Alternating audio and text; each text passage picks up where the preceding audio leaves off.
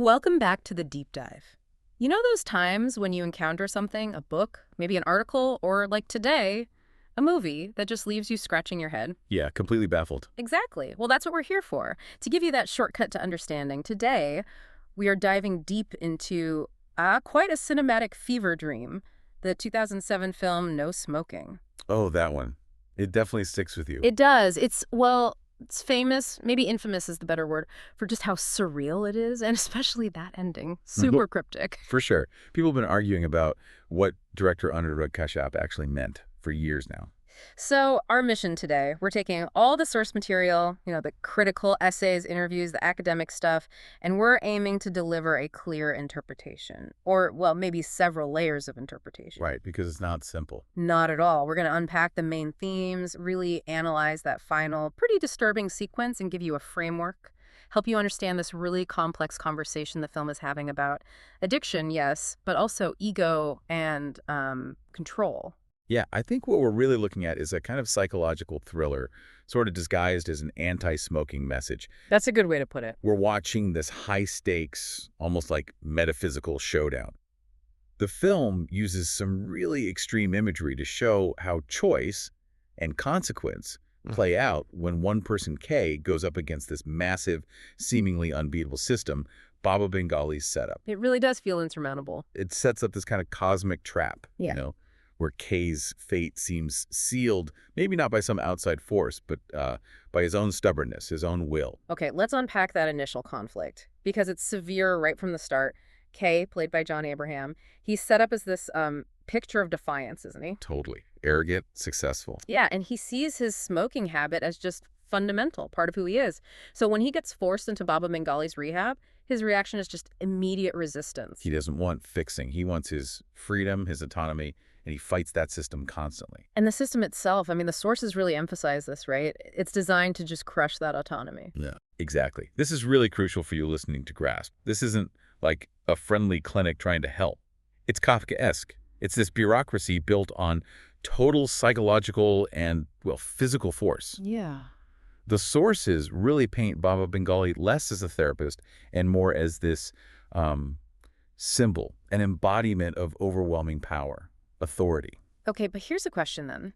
If the film's message is about addiction, why make the villain, Baba Bengali, so impossibly strong, so overwhelming? Doesn't that kind of let K off the hook? Like, oh, well, the system was rigged. That's a really sharp question, and the source analyses, they offer a pretty fascinating take on that. Okay. The idea is that the system is designed to be unbeatable because, in a way, it mirrors addiction itself. Okay, I see. Every single time K smokes or breaks one of those insane rules, the cost is huge, personal. But notice, the punishments aren't really directly from Baba Bengali. It's subtle. Right, it happens to him or around him. Exactly. He's punished through his loved ones suffering, his finances collapsing, and the most visually shocking part, the physical mutilation, his own body. We absolutely have to pause on the mutilation, because the sources hammer this point home. It's not metaphoric pain. K is literally losing his fingers, one by one. Precisely. And the loss of those fingers, it wasn't just random gore. The sources argue it's this really perverse metaphor, right? Losing his ability to grasp things, reality, control, his own fate. Wow. The film basically takes the idea of self-inflicted harm, what addiction does to you, your family, and makes it brutally, immediately external. So you think smoking just hurts your lungs? Right. But the film screams, no, look.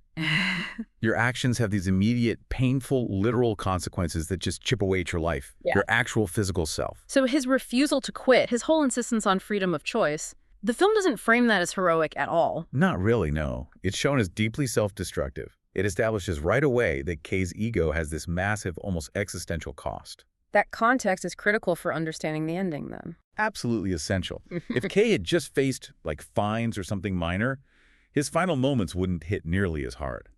The sheer severity of the punishment proves the absolute crushing nature of what he's fighting against.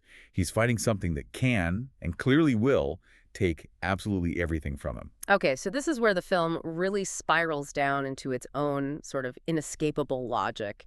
K has endured all the suffering, the mutilation, and he finally seems to realize he just can't live by these rules. Right. He refuses to fully give up smoking. He chooses escape instead, tries to run from the facility. And by this point, that facility, it doesn't feel like a clinic anymore, does it? It feels like... A trap, a cosmic trap, yeah, like a zone you can't escape from, perpetual punishment. And the concluding scenes, they just ditch the grim city reality for pure surrealism. Completely. Kay is running desperately, but the world itself seems to be collapsing around him.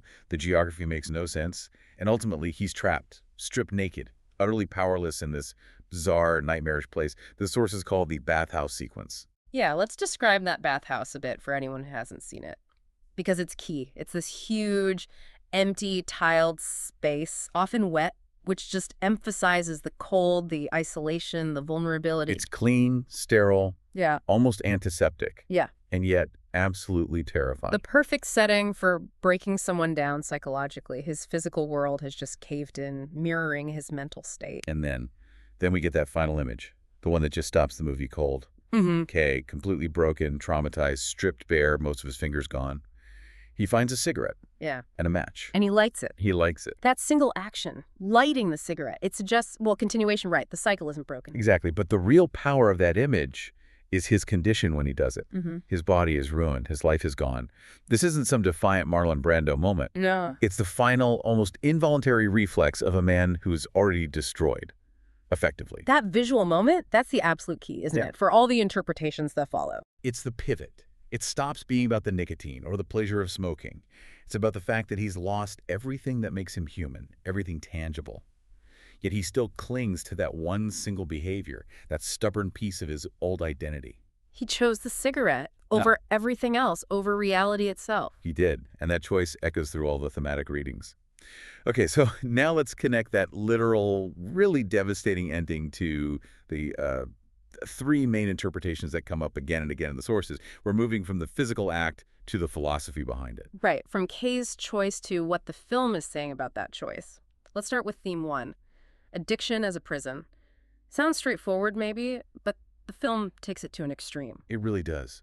What's so fascinating is how the film just dismantles this idea of freedom Kay holds on to. He believes he's exercising freedom of choice by keep smoking, by resisting. I choose this. Right, I choose to smoke. But the system, Baba Bengali, it punishes him so relentlessly, so totally, that this supposed freedom becomes meaningless. Worse than meaningless. It's just the mechanism of his self-destruction. So the sources argue the real prison isn't the building. Exactly. It's not the walls of the rehab center. It's his definition of himself as a smoker. That's the identity that prevents him from ever being truly free. That really flips the script on how you might initially react. You know, you kind of root for his rebellion against this oppressive system. You do, initially. But if the addiction itself is the ultimate jailer, then the film becomes less about fighting state control and more about, well, personal enslavement to your own habits, your own identity. Precisely. And that leads perfectly into theme 2, which, honestly, a lot of the critical analysis highlights as maybe the most powerful layer. Control versus individuality, or, as you said earlier, the ego factor. Okay, so let's define the players here again, but more semantically, beyond just good guy, bad guy. Right, so you have Baba Bengali. He represents society, maybe, authority, systems, anything that demands absolute, unquestioning obedience for survival, for order, whatever the justification. Kay. Kay is pure rebellion. He's individuality pushed to its extreme. He's that stubborn, self-defining ego. His whole identity seems wrapped up in his ability to just say no, to resist control. And he refuses to bend, even when the cost is, well, irreversible, which is where the ego becomes his tragic flaw, right? Exactly that. By refusing to submit, Kay loses everything, literally everything, including parts of his body. And yet, in that final dark moment in the bathhouse, what does he do? He still clings to that identity, the smoker, the rebel. He chooses the habit because maybe without it, he doesn't know who he is anymore. He loses his self-definition. Which forces that really uncomfortable question the film poses. Is clinging to an identity like smoker or rebel, is it worth losing your reality, your sanity, your life? And the sources seem to land pretty hard on the idea that the film sees Kay's ego as his absolute downfall. That maybe total submission, however awful, might have been the only path to actual survival, even if it meant killing his individuality. The price of his pride was his humanity. It's a bleak assessment. It really is. And that brutal idea leads us right into the third theme, which kind of provides the film's chilling final statement. The never-ending cycle. Yeah, the loop. How does the film visually suggest this idea of a loop, this repetition? Well, that ending itself strongly suggests Kay is just trapped forever in this nightmare cycle of addiction and consequence. The bathhouse itself, it feels outside of time and space, doesn't it? Definitely. Devoid of normal markers. It implies this kind of purgatory Yeah. or hell. Plus, the sources often mention the repetition in the film. The weather is always snowing, always cold, isolated. The dialogue from the system's agents is repetitive. It feels like Kay is stuck testing the limits, getting punished, and then choosing to test them again, over and over. So, lighting that last cigarette, even after losing everything, his body, his humanity, it just confirms his permanent state. He can't escape the cycle. He won't escape it because the choice to keep the addiction going is the very thing that keeps the prison door locked. He's internalized the control mechanism. The habit is the prison now. It's the ultimate terrifying statement on addiction, isn't it? Even when you're utterly ruined, the defining thing about you remains the habit. He's become one with his addiction. There's nothing else left. Wow. Okay, that's a lot to unpack, deeply layered, as you said. So after wading through all this surrealism and suffering, what's the takeaway for you, listening at home? What does it all mean? Well, the sources are pretty unanimous on this. The film is way more than just an anti-smoking ad. Oh, definitely. It's fundamentally about how any addiction, chemical, behavioral, maybe even an addiction to your own ego, like Kay's, how it takes control. It shows how resistance, if it's just driven by pride, by ego, and not by a real plan for freedom, it just guarantees self-destruction. Right. Freedom without responsibility becomes its own kind of trap. That's a great way to put it. The synthesizing conclusion here, it's pretty hard-hitting, but I think it's necessary. That ending just powerfully shows that even if you lose everything, your body, family, your whole context, if you fail to make that internal break, that shift away from the addiction or the control mechanism, Yeah. you're just stuck, perpetually trapped. The film's power, then, is showing that Kay technically escapes the building, the physical place. Yes. He gets out of the facility, Mm-hmm. but he fails to escape the habit.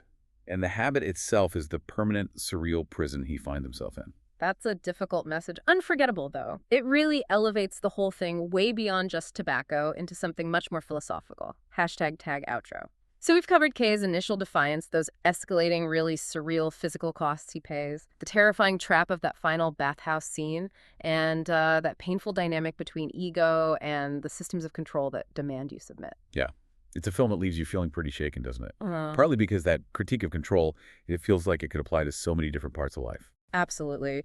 Which leads us, I think, to our final provocative thought for you today. Okay? Considering how strongly the film links refusing to submit with self-destruction, the ultimate cost of Kay's pride, maybe think about the systems or even the habits in your own life, things you cling to as part of your individuality. Right. Ask yourself, are you really exercising freedom by holding on to that thing? Or are you maybe defining yourself through a kind of trap, a trap that you keep lighting up, so to speak, just like Kay? He lost his grip on reality because he clung so hard to a definition of himself that was, at its core, destructive. And that's the nightmare he found himself stuck in. Perpetually. A compelling, maybe uncomfortable question to chew on. Mm. That is all the time we have for this deep dive. We'll see you next time.